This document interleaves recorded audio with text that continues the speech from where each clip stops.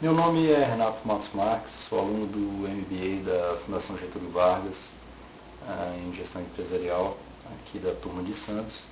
E essa é uma apresentação de um resumo do livro Tristezas Não Pagam Dívidas, de Mara Luchetti, para a disciplina de Finanças Corporativas do professor Cristóvão. A autora desse livro era uma consumidora compulsiva, totalmente displicente com relação à questão do planejamento financeiro. E o desejo de escrever esse livro surgiu após ela ela vencer uma batalha contra as suas dívidas pessoais. E já que ela estava completamente endividada, principalmente com sérios problemas financeiros, principalmente com cartão de crédito. E apesar dela ser uma jornalista da área financeira, que aconselhava os leitores através de textos em revistas especializadas em como aplicar, como guardar o seu dinheiro, ela mesma se encontrava nessa situação. O livro, na verdade, é um alerta sobre os riscos do endividamento e um guia que fornece dicas para você evitar esse endividamento e até mesmo passos. No caso, são 10 passos para que você possa se livrar do endividamento. Apesar de ser um guia, dando esses passos e diversas dicas, o livro deixa claro que não existe solução milagrosa, dinheiro não cai do céu, e que, portanto, uma mudança depende, tudo isso depende de uma mudança total de hábitos do consumidor. E uma vida livre de problemas financeiros não é fácil nem é simples, mas, segundo a autora, é recompensante.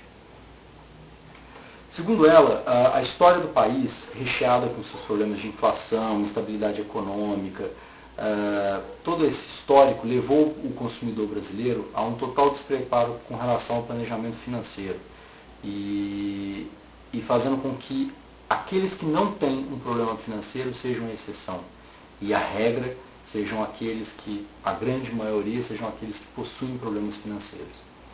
E ela ainda cita que esse contexto do país fez com que grandes empresas, ou seja, empresas que contavam com equipes inteiras para fazer esse planejamento, toda essa preparação na questão de financeira, de investimentos, errassem e acabassem por falir, devido principalmente a contrair dívidas relacionadas a empréstimos bancários. Então, ela diz que no Brasil nós não aprendemos a lidar com dinheiro de forma planejada. A nossa educação se restringe somente a ler e escrever, mas sem planejamento a gente não consegue nem sequer ter a noção do quanto ganhamos e, consequentemente, do quanto podemos gastar. A dinâmica do dia a dia, a loucura, a correria do dia a dia também é um fator que atrapalha na questão da financeira, já que simples cuidados como anotar no canhoto do cheque, do cheque, os dados da transação, ou seja, para quem foi aquela compra, quanto gastou, se foi parcelado, quando que vai cair, a maioria desses hábitos, simples hábitos de controle financeiro, são abandonados devido à correria e à pressa típica do dia a dia. A falta deste planejamento e do acompanhamento financeiro constante faz com que a maioria das pessoas gastem além daquilo que podem e assim passam a ficar endividados, o que é agravado no Brasil pelo custo do dinheiro, ou seja, no Brasil o dinheiro é caro devido principalmente às elevadas taxas de juros. Para um planejamento financeiro adequado, segundo a autora, é necessário você listar as receitas, ou seja, salário, pensão, aluguel, tudo aquilo que lhe dá receita, para saber quanto que você possui. Tá? Só que jamais você deve incluir os valores dos cheques especiais, limites especiais que os bancos fornecem nessa sua receita. Não considere isso como um valor de receita, e sim como um valor de dívida. Apesar de estar ali disponível na hora que você olha na sua conta, isso não deve ser considerado como um valor de receita, e sim como dívida. Isso seria o passo 1. O passo 2 seria você listar todas as despesas necessárias para viver. Ou seja, é importante você visualizar o orçamento, definindo as necessidades e planejando os gastos.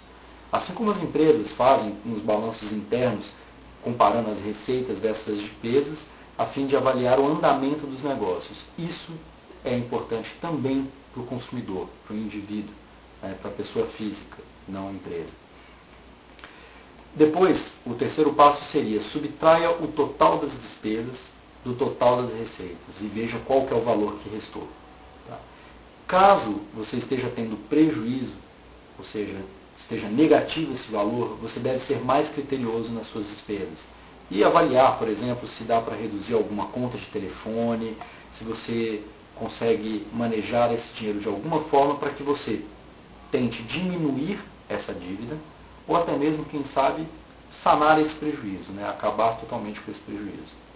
Então, dessa maneira, você sempre, se você faz isso constantemente, você terá sempre uma noção de se você está tendo lucro ou prejuízo, e com isso você começa a fazer o planejamento do seu orçamento pessoal. Tá? Um erro muito comum para muitas pessoas no momento da compra seria você considerar as despesas e as prestações de maneira isolada. Ou seja, apenas avaliando se o valor daquela prestação cabe dentro do seu orçamento. Mas esquecendo, por exemplo, de outras prestações que já existem, ou mesmo de compromissos a serem quitados mais adiante. Por exemplo, IPVA, o IPTU.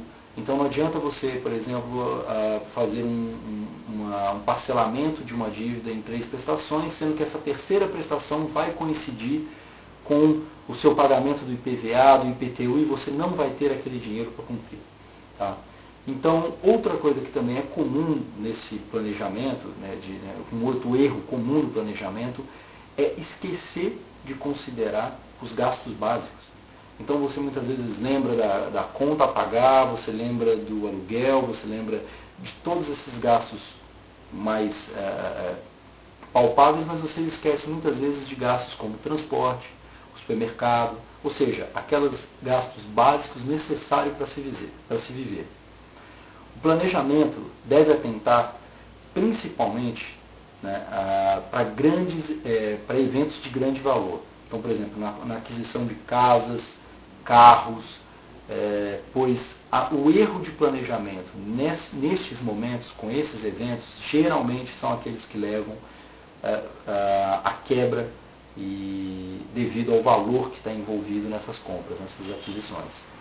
Então, para esses casos, onde o valor envolvido nas compras é um valor alto, você deve evitar ao máximo compras impulsivas. Nada de fazer compras sem planejamento,